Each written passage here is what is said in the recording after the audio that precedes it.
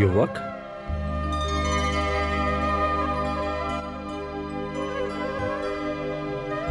गुरुदेव, आप? सुहृदय। प्रणाम प्रभु। आयुष्मान भव। पुत्र, ये तुम्हारे दादा श्री अर्जुन हैं। हाँ, गुप्त क्षेत्र में हम अल्प समय के लिए मिले थे। प्रणाम दादाश्री। विजयी भव पौत्र। गुरुदेव, मुझे युद्ध की सूचना मिली और मैं चला आया। हाँ वत्स, युद्ध की घोषणा हो चुकी है। अब हमें अपने पक्ष की शक्ति का विस्तार करना होगा। गुरुदेव, अब आपको चिंता करने की क्या आवश्यकता है? आपका शिष्य सिद्ध क्षेत्र से सिद्धियां प्राप्त करके लौटा है। मैं अकेला ही समस्त कौरव सेना को समाप्त कर सकता हूं।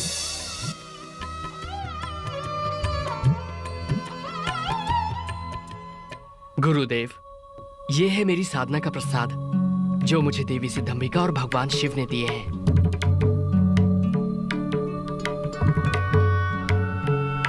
इन बाणों की विशेषता क्या है पुत्र? पहला बाण जब चलेगा तो जिन लोगों के वध की मैं कामना करूंगा, ये उन पर मृत्यु चिन्ह बना देगा। पौत्र, ये कुछ अतिशयोक्ति नहीं लगती?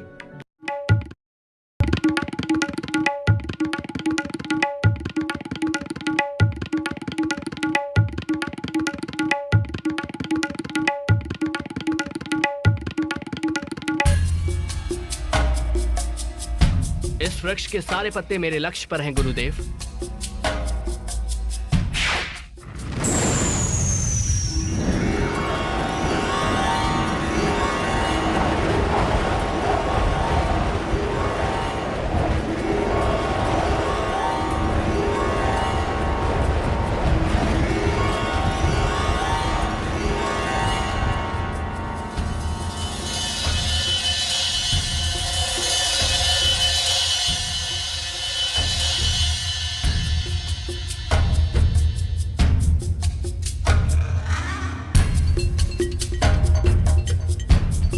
गुरुदेव, पहले बाण ने अपना कार्य पूरा कर दिया।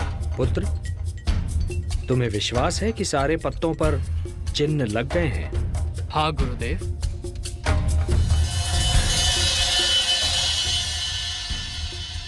गुरुदेव, अब मेरे दूसरे बाण को छोड़ने से जितने पत्तों पर चिन्ह हैं, वो भूमि पर गिर जाएंगे। और तीसरा बाण तो प्रलय के समान है। यदि मैंने इसका प्रयोग किया तो सारी सृष्टि का विनाश हो जाएगा। मैं इसका प्रयोग कभी नहीं करूंगा। रुक जाओ पौत्र। अब मुझे पूर्ण विश्वास है कि इस महायुद्ध में हम पांडव दुर्बल नहीं हो सकते। दुर्बल तो अब कौरव लगते हैं। ऐसा मत कहिए दादाश्री, अन्यथा अनर्थ हो जाएगा। क्या अनर्थ होगा पुत्र? गुरुदेव, मैंने देवी सिद्धंबिका तथा भगवान शिव को वचन दिया है कि युद्ध में जो पक्ष कमजोर सिद्ध होगा, मैं उसकी ओर से युद्ध करूंगा।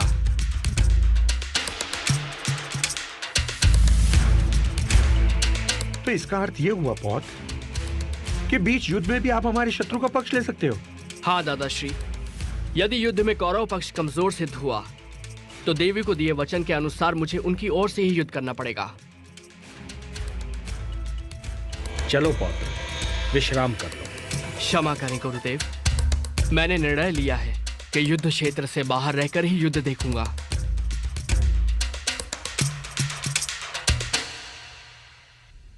चलो पार्थ।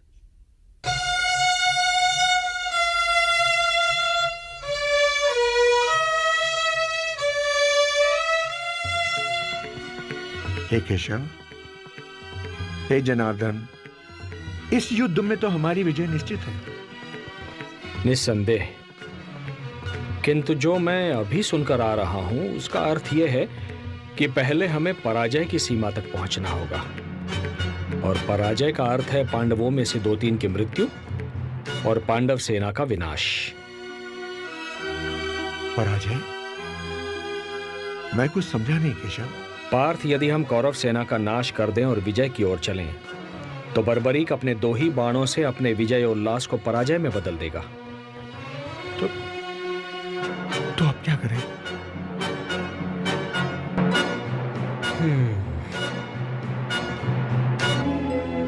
बर्बरीक को युद्ध से हटाना होगा, अन्यथा ये युद्ध की दिशा बदल देगा। ये धर्म युद्ध है। धर्म को बचाने हेतु अब यही एक विकल्प शेष है।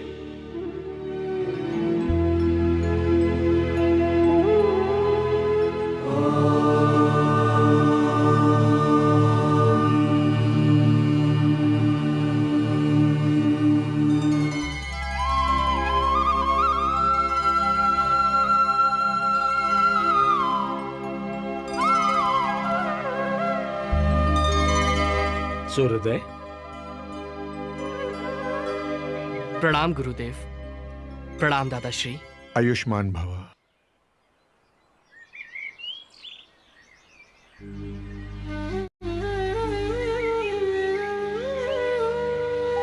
प्रभु, आप शांत क्यों हैं?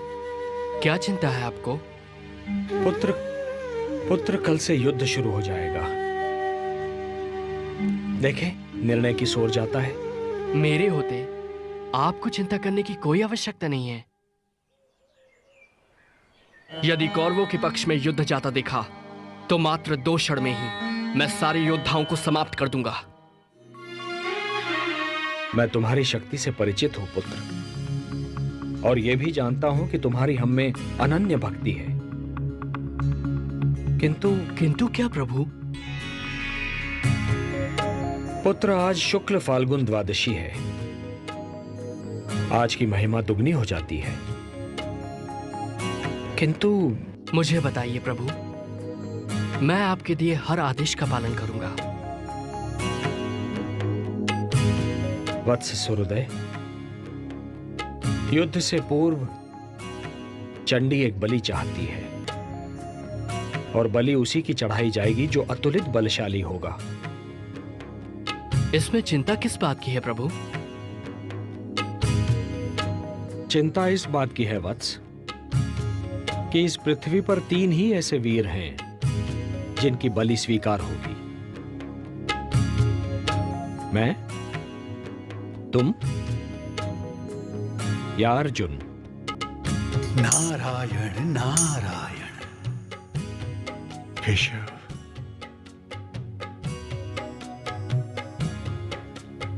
बस इतनी सी बात है केशव? क्या यही आपकी चिंता है? तो है जनार्दन, इस बलि के लिए मैं अपने आप को प्रस्तुत करता हूं केशव, अपने आप को। तुम ये नहीं कर सकते पार्थ, ये धर्म युद्ध है।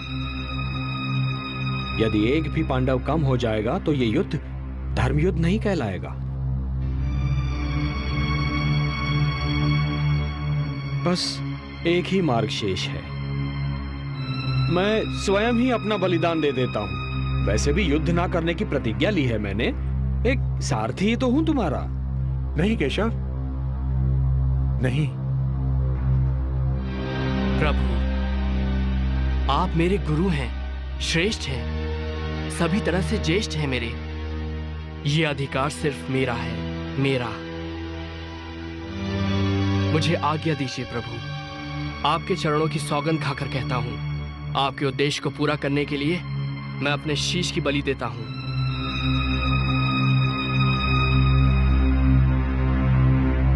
प्रभु, ये कार्य करने से मेरे वंश की कीर्ति बढ़ेगी।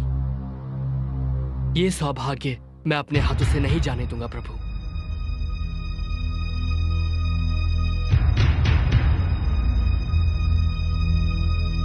सोचिए मत प्रभु,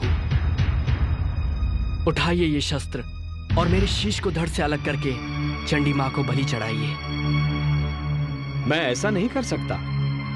यदि मैंने ऐसा किया तो यह बलिदान नहीं होगा, हत्या होगी।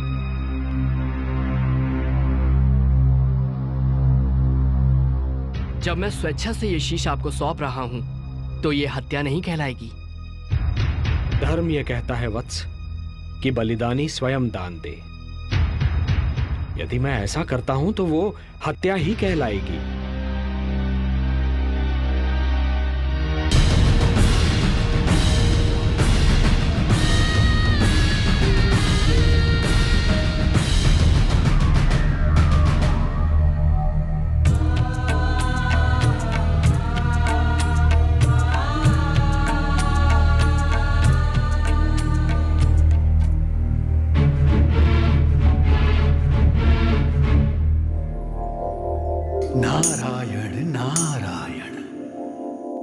धर्मराज, घटोत्कच पुत्र बर्बरीक ने श्री कृष्ण के कहने पे अपना शीश दान कर दिया।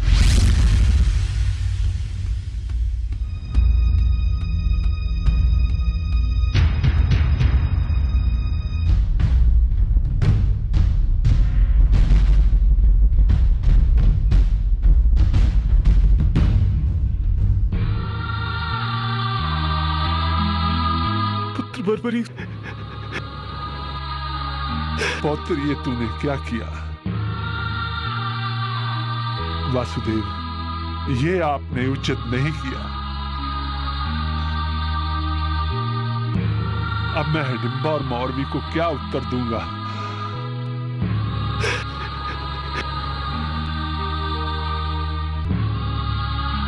हे ईश्वर, ये तेरी कैसी लीला है? कौन सा पाप किया था मैंने? इससे तो अच्छा होता पुत्र बर्बरीक से पहले मुझे ही मृत्यु आ जाती। कम से कम ये दुख तो नहीं सहना पड़ता। ये आपने क्या किया वासुदेव? और इसके पीछे आपका क्या उद्देश्य है? बोलिए न केशव।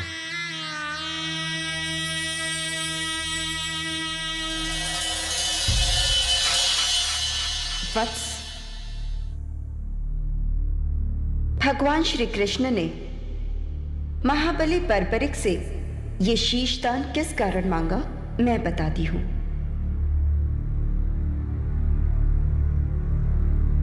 ब्रह्मदेव द्वारा घमंड करने पर इन्हें ये श्राप दिया गया कि अगले जन्म में जब पृथ्वी पर धर्म की रक्षा के लिए युद्ध होगा, तब श्री कृष्ण के द्वारा इन्हें मोक्ष प्राप्त होगा और वे ही इनकी मृत्यु का कारण बनेंगे। इसलिए इसमें श्री कृष्ण का कोई दोष नहीं। आपको श्री कृष्ण पर कोई दोष नहीं लगाना चाहिए।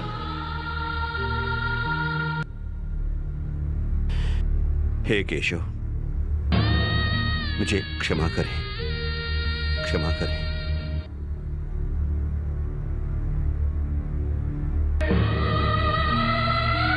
हे देवी, ये एक भक्त का शीश है। इसे अमृत से सींचो और अजरामर बना दो।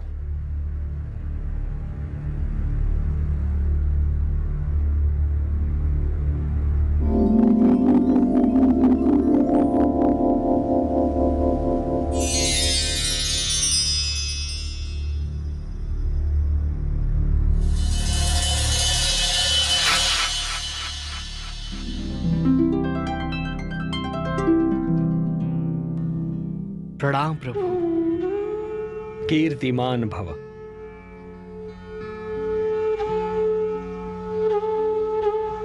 पुत्र बर्बरीक, तुम्हारे त्याग, साधना और तुम्हारे इस महान शीशदान ने तुम्हें नर से नरश्रेष्ठ बना दिया है। तुम जैसा महात्मा केवल सृष्टि के कल्याण के लिए आता है।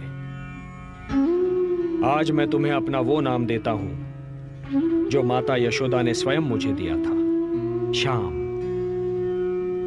नारायण नारायण। और तुम्हें मैं अपनी सारी शक्ति भी प्रदान करता हूं।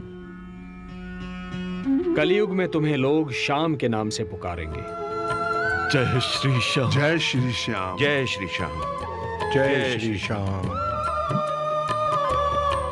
वत्स, अपनी इच्छा मुझे बताओ। हे नारायण, हे श्याम, मेरी दो इच्छाएं हैं। प्रथम इच्छा, मेरी देह को आपके हाथ से अग्नि मिले, और मेरी दूसरी इच्छा, मैं महाभारत का युद्ध देखने आया था, मैं वो देखना चाहता हूं। तुम्हारी दोनों इच्छाएं पूर्ण होंगी वत्स।